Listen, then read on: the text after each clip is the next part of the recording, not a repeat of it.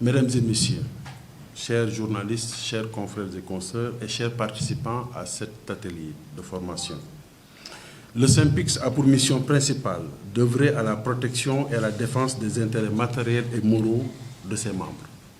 Il s'agit là d'une mission sacerdotale qu'avant mon équipe et moi-même, d'autres éminents aînés ont eu à assumer avec succès. Mais le SYNPICS, c'est aussi la promotion d'un journalisme libre et responsable. Chez nous, quand on parle de liberté et de responsabilité, cela va au-delà du prononcé de simples mots. C'est une réalité. Cette réalité signifie entre autres que le journaliste, les techniciens de l'information et de la communication ont l'obligation, comme on dit, d'être à la page. Qu'ils sont donc dans la quasi-obligation absolue de rehausser eux-mêmes leur niveau de compréhension des enjeux qui guident le monde, ne serait-ce que pour pouvoir en parler en toute connaissance de cause. C'est en cela, mesdames et messieurs, que la cérémonie d'aujourd'hui fait sens. En effet, former les journalistes et techniciens de l'information et de la communication en intelligence artificielle, c'est d'abord leur permettre de comprendre l'univers de l'intelligence artificielle. Et c'est également un moyen de relever leur niveau en leur permettant, dans le cadre et le respect de leurs règles éthiques, de pouvoir utiliser cette magnifique trouvaille pour mieux servir le public. Une double mission donc, qu'ont ce panel de formateurs convoyé par le CONIA et Human AI, face à ce parterre de participants que nous avons voulu le plus diversifié possible.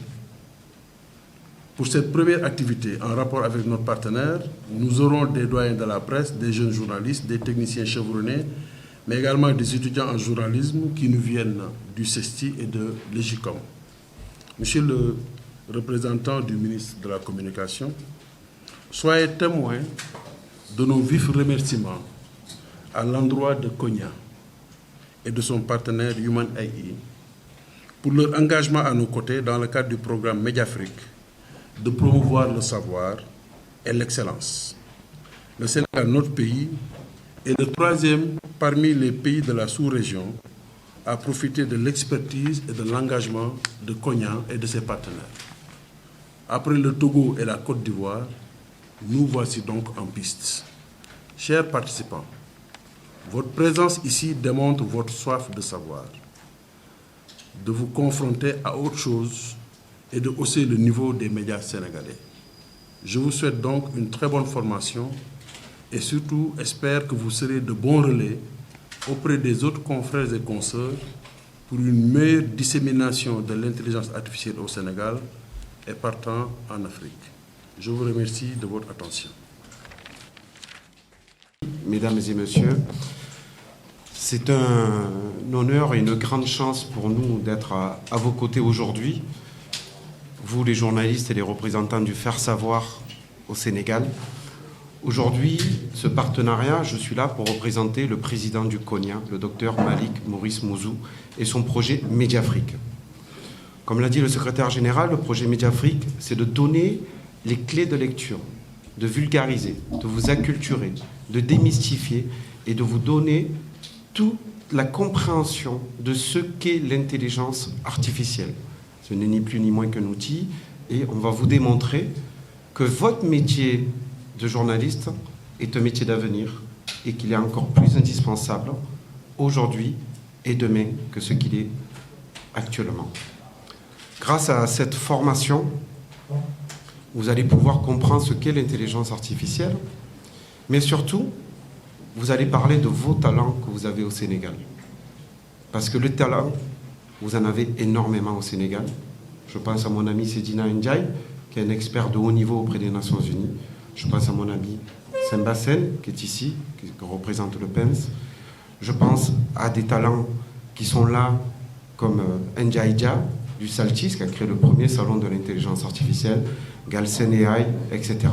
Vous avez tout pour réussir aujourd'hui. Mais vous, journalistes, vous avez un devoir de faire savoir. La chance que vous avez aujourd'hui et que nous avons aujourd'hui, c'est que vous avez un président qui veut aller vite. Et votre président a compris que le Sénégal avait les moyens d'aller dans la direction de la réussite de cette technologie aujourd'hui qui est dominée par deux continents, les Américains et les Chinois. Nous ne sommes que des victimes, mais demain ça peut changer. Nous croyons à l'Afrique, nous croyons en vous, et nous croyons qu'ensemble, nous serons beaucoup plus forts. En revanche, il faut faire avec les Sénégalais, par les Sénégalais, pour les Sénégalais. Et je suis sûr que le Sénégal deviendra un pays leader en Afrique et dans le monde entier. Mais ça, c'est le travail que nous ferons ensemble. Je félicite le SYNPICS pour cette vision éclairée, d'avoir compris les enjeux de l'intelligence artificielle. Et nous sommes là aujourd'hui pour vous former, pour vous donner tous les moyens de réussir cette œuvre que le chef de l'État a comme vision. Et nous allons être là au bénéfice du Sénégal, pour la réussite du Sénégal, tous ensemble. Je vous remercie. Ngom, directeur général du Bureau d'information et de communication du gouvernement. Bon, comme je l'ai dit dans mon discours, cette formation est d'une grande importance pour la presse sénégalaise, certes, mais aussi elle est importante pour le public et pour le gouvernement. Parce que cette formation permet d'empêcher ce qu'on appelle souvent le nivellement par le bas. Le nivellement par le bas, c'est cette médiocrité ambiante, cette impression que les journalistes sénégalais sont nuls, cette impression que les journalistes sénégalais ne s'intéressent pas aux grandes préoccupations du moment. Donc, cette initiative du SYNPICS vient vraiment à son heure parce qu'elle permet d'améliorer un certain nombre de choses. Et c'est important. Le gouvernement, en ce qui le concerne, moi, en ma qualité de directeur général du Bureau d'information et de communication du gouvernement, notre rôle, c'est de faire de telle sorte que l'information soit disponible. Parce qu'on ne peut pas parler d'intelligence artificielle quand les données ne sont pas disponibles. Il y a l'intelligence artificielle, mais avant l'intelligence artificielle, il y a l'intelligence tout court. C'est-à-dire qu'il faut des données qui sont disponibles, il faut aussi des informations qui soient vraiment disponibles pour que l'intelligence artificielle joue vraiment son rôle. Donc nous allons jouer notre rôle pleinement pour que les journalistes aient l'information. Et cela empêche aussi un certain nombre de dysfonctionnements. C'est-à-dire, je parlais tantôt d'éthique journalistique, d'éthique de la profession. Parce que l'intelligence artificielle permet aussi de faire du fact-checking. On a parlé de full act, on a parlé de héliographe. Ça, ce sont des outils et ce sont des médias qui font du fact-checking et qui donnent à leurs reporters le temps nécessaire pour faire autre chose.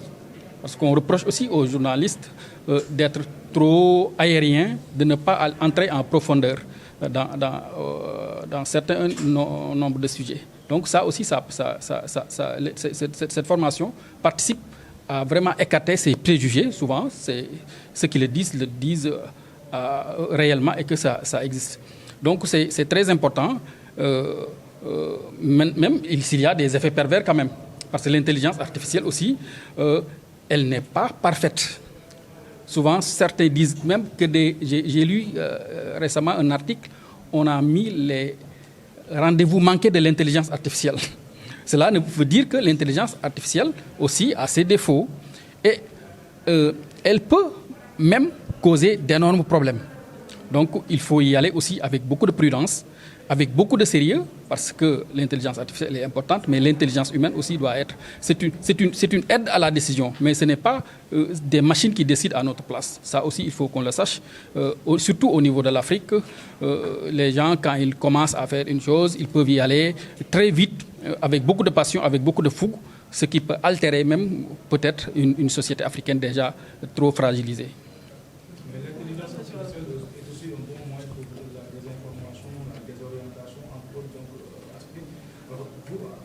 Qu'est-ce que vous proposez pour un peu lutter pour la décision de